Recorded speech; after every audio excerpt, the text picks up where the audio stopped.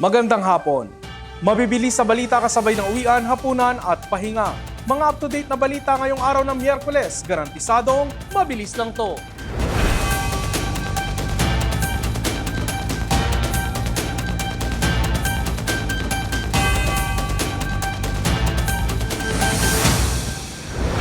Isang ginang na manganganak na ang tinanggihang i-admit ng isang district hospital sa Ibahay, Aklan.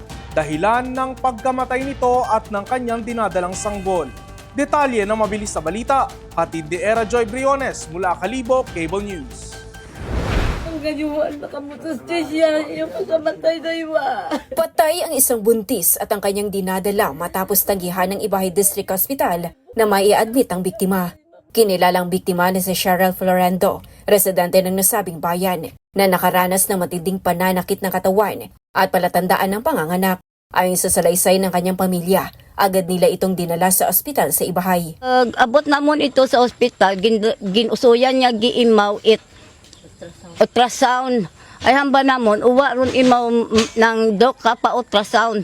Pagkatapos, ginpagubog nanda si Cyril ito sa kama, ginpatakilid ananda si Cyril.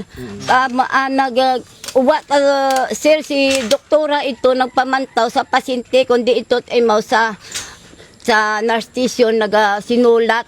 Tapos ginahambagan pananako, haman ka pangunga, kay mga nga malisod magunga. Gayunman, sinabi umanon sa kanila ng mga medical personnel na kinakailangan pa ng karagdagang laboratory test, ultrasound, bago ito mai-admit at pinayuhan silang dalhin na lamang ang pasyente sa isang ospital sa Kalibo. Dok makon po, di baga makon ro ambulansya. Hay gabayad pa anay manak kamu karon agbago kamu anot ambulansya. Hay uwa makon kami. Dok nga ra ito kwarta dahil ngani nga. O emergency ag pumanaw ang ngani maong kami dok. Ginsulatan na ako nga to sobra to 2,000. Habang papunta sa Kalibo, lalong lumala ang kondisyon ng buntis. Ayon sa pamilya, nagsisimula na umanong lumabas ang sanggol habang nasa biyahe. Sa kabila nito, nahirapan silang agad makaalis dahil sa kakulangan ng pambayad para sa ambulansya. Kalaunan, naitakbo ang biktima sa tulong ng rescue team ng MDRMO Ibahay na may kasamang nurse. Sa loob ng sasakyan, sinubukan umano ng sumamang nurse na kontrolin ang sitwasyon habang patuloy na lumalala ang kalagayan ng pasyente. Hindi nagtagal, nawala ng buhay ang biktima bago pa man makarating sa ospital sa Kalibo. Dito ay idineklara ng dead on arrival ang mag-ina. Nananawagan niya yon ang agarang investigasyon ang pamilya ng biktima. Sakit! Butong Sige sakit kita dagin ubra sa amon. Nga bata-bata ito nga namatay lagi. Ay, mukunit oras kay kamatay na namatay latay mo sa bagong na. Dahil nga ningawat mo pagbuligi, siguro kung may oxygen at tabangan ba tayo mau? Sa ngayon ay hindi pa nagbigay ng pahayagang naturang ospital sa Ibahay. Samantala, inaasahang magsasagawa ng hiwalay na investigasyon ang mga kinauukulang ahensya upang matukoy kung may pagkukulang o paglabag sa umiiral na patakaran sa pagtangkap at pag-asikaso sa mga pasyente sa mga pampublikong ospital. Era G. Briones para sa OLTV News Channel 2. Nagsimula ng makitaan ng tagtuyot ang ilang bahagi ng bansa ngayong Abril. Kasabay nito, itinaas na ng pag-asa ang El Nino Alert, ang monitoring ng temperatura sa dagat Pasipiko. Ibig sabihin, bihirang uulanin ang malaking bahagi ng bansa, pero malalakas naman ang bagyong tatama. Narito ang report. Inanunsyo ng pag-asa na nagsimula ng makaranas ng tagtuyot ang malaking bahagi ng Luzon ngayong buwan ng Abril. Sa kanilang pagmamonitor, 15 lalawigan na ang nakakaranas ng drought pawang sa Northern Luzon ang mga ito.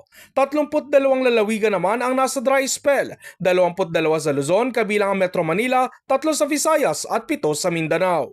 But then kung ang pagbabasehan nga po natin, ito ay natural na warm and dry season month. So imagine lang po natin kung ang normal nating ulan ay 20 millimeters of rain dahil dry season nga natin at nabawasan yun ng 50%, edi 10 millimeters of rain. Ngayon, kung ito po ay sunod-sunod na 3 buwan at less than 50%, say 5 millimeters of rain, drought na po siyang masasabi. Pero hindi masyadong malaki ang difference dun sa normal or natural niyang natatanggap na ulan. So, ibig sabihin po, it might be significant to some, sa iba naman po, hindi siya masyadong significant. Ang dry spell ay tumutukoy sa mababa kaysa normal na pag-uulan habang ang drought naman o tagtuyot ay higit na mababa sa normal na tsansang magkaulan. Nagbabala ang DOST Pag-asa na posibleng lumala ang dry spell at drought sa bansa matapos itaas ang El Nino Alert kasunod ng tumataas na tsansa ng pagbuo ng El Nino ngayong taon at maaaring tumagal hanggang unang bahagi ng 2027. Mahalaga pong linawin na ang alert ay nangahulugan na mas mataas na ang posibilidad ng pagbuo ng El Nino. No? Ibig sabihin, conditions are already favorable at may strong likelihood na mag-develop ito sa susunod na 2 hanggang 3 buwan. Recent climate model projections indicate an increased probability, now reaching 79%, of El Nino conditions developing during the June, July, August season. Ipinapakita sa kanilang climate outlook na posibleng magsimula ang mas malalang kakulangan sa ulan pagsapit ng Setyembre hanggang Oktubre, lalo na sa Luzon. Ito ang panahon kung kailan inaasahang mas mararamdaman ang epekto ng El Nino. Sa kabila ng El Nino, tinatayang 9 hanggang 17 bagyo ang papasok sa bansa mula Mayo hanggang Oktubre. Ayon sa Pag-asa, mas malalakas ang bagyo kumpara sa normal kung nasa El Nino phenomenon na ang dagat Pasipiko. Hinimok ng ahensya ang publiko at mga lokal na pamahalaan na maghanda na sa posibleng epekto ng tagtuyot, partikular sa sektor ng agrikultura, magtipid na sa tubig at tiyakin ang kaayusan ng mga dam sa bansa. So ngayon po ay dahil pinaghahandaan naman po ng Department of Agriculture in close coordination with them, usually po ang strategy po kasi ng ating mga kasamahan is kung itong area na ito ay apektado ng El Nino at makakaranas ng dry spell at drought, so mas ima-maximize natin yung mga areas na hindi posibleng maapektuhan ng dry spell at drought. So doon sila mag-i-increase ng kanilang production. Sa ngayon, bagamat paparating na ang El Nino, mababa umano ang tsansa na makaranas ng isang Super El Nino o matinding kawalan ng pag-uulan, ngunit hindi pa rin isinasantabi ang posibilidad nito. Sentro ng pagdinig ng House Committee on Justice ang umano'y hindi maipaliwanag na yaman ni Vice President Sara Duterte na isa sa mga aligasyon sa impeachment complaint laban sa kanya. Bukod sa kanyang salin, binusisi rin sa Kamara ang kanyang bank transaction na nakitaan ng red flags. Mabilis sa balitang hatid ni Michelle Giliang.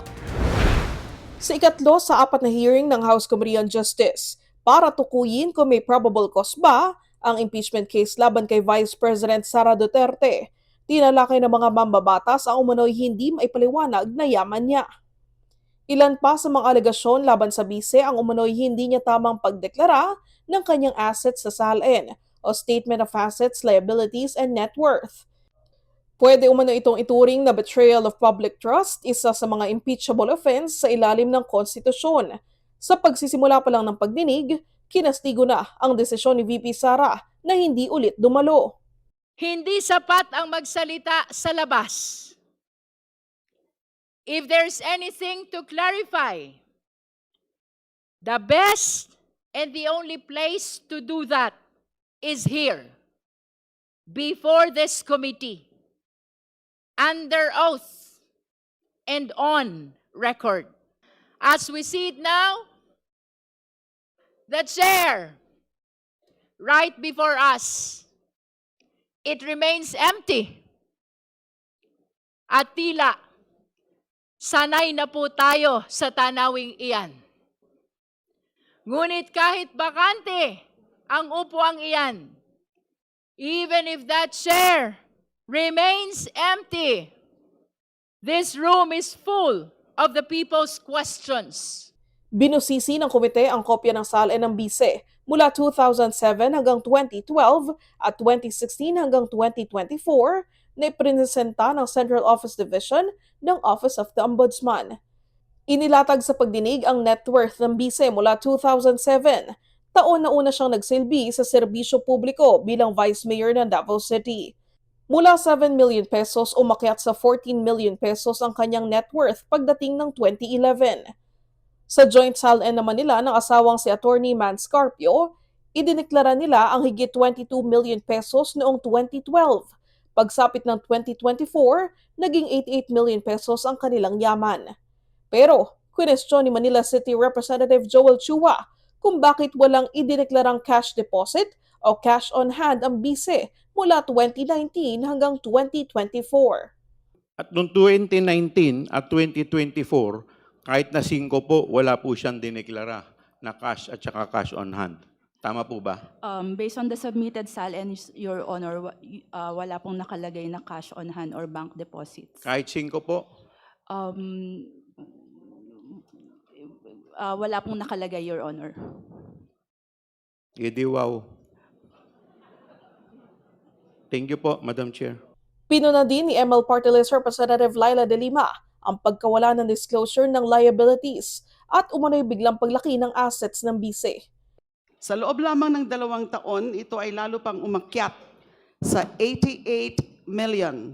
88,512,370.22 noong 2024. Obserbasyon po, ang ganitong mabilis at medyo malaking pagtaas ng yaman with the absence of declared liquid assets and the diminution or transfer of liabilities ay nagbubunsod ng seryoso ring pagdududa hinggil sa veracity, transparency, and integrity of the Vice President's financial disclosures. So those are my observations with respect to the SALNs. Maraming salamat po. Tinawag naman ni Sagip Party List Representative Paulo Marcoleta na fishing expedition ng pagdinig. Hindi umano naka-attach sa mga SALN ng BICE sa original impeachment complaints na agad naman kinontra ng isa pang mambabatas. And using the SALNs as a starting point without necessary predicate evidence supports the position that the investigation of the House of Representatives Committee on Justice is a fishing expedition. Sinabi niya kanina, hindi kasama yung SALN sa original complaint. Yes, he mentioned that. Oh, I'd like to clarify. Paano niya nasabi yun? Kasama eh. Ito, babasahin ko. Vice President Sara Duterte committed culpable violation of the Constitution and betrayed the public trust in amassing unexplained wealth and failing to disclose all her properties and interests in properties in her SALN. Nagalagay po sa complaint eh. Ayon sa Anti-Money Laundering Council, nagsumite ng 6.7 billion pesos na halaga ng covered transaction reports at suspicious reports ang ilang bangko sa mga accounts ni VP Sara at Attorney Carpio. Paliwanag ng AMLC, ang covered transaction reports o CTR ay mga ulat ng cash transaction na higit 500,000 pesos sa loob ng isang araw na otomatikong nire-report ng bangko. Habang ang suspicious transaction reports o STR ay nagsasaad ng mga kahina-hinalang bank transaction. Para sa BICE, naitala ang 313 covered transactions at 17 suspicious transactions kung saan nasa 3.773 billion pesos ang halaga. 2.998 billion pesos naman ang halaga ng nai-report na 317 covered transactions at 16 suspicious transactions sa account ni Attorney Carpio. Punto ng isang mambabatas, hindi tugma ang perang pumapasok sa mga bank account ng BICE sa idineklara niyang net worth. For 2012, net worth is 22.1 million, but going into her accounts in 2012 was 407 million.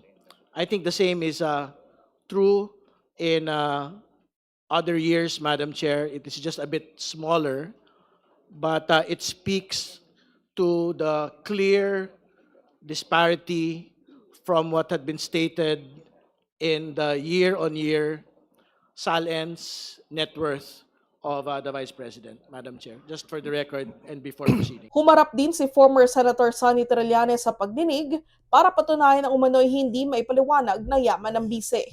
Ang total po na natanggap ni Sara Duterte mula dun sa drug lord si Sammy Uy ay 22,322,538.21 habang mayor siya ng Davao City. Mr. Chair.